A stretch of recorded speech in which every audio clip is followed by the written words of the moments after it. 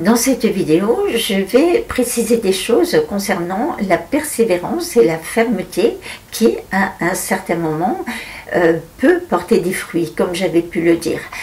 Je ne reviens pas là-dessus.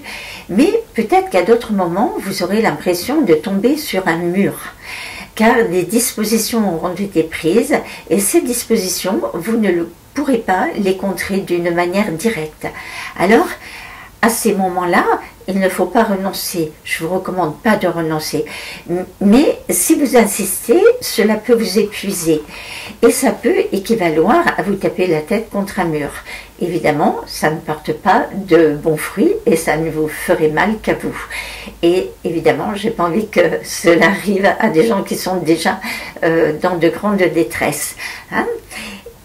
D'autre part, en plus des effets des armes à énergie dirigée, votre organisme va fabriquer un produit qui va pouvoir se comparer à une espèce de poison. Et des actes désespérés pourront en suivre.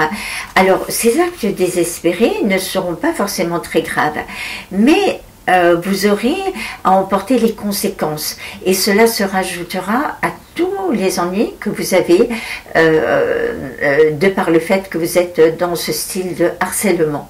Et je ne pense pas que ce soit souhaitable.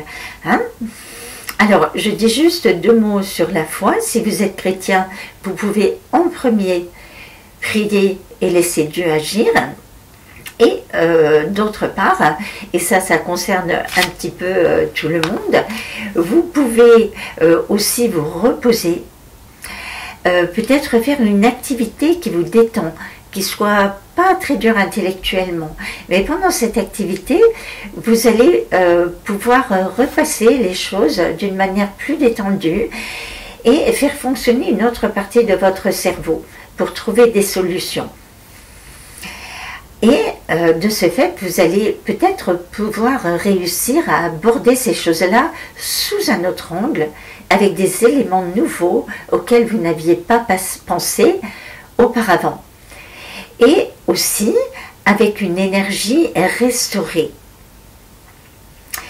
Et au travers de cela, vous pourrez réajuster vos actions et je pense que cela vous sera profitable.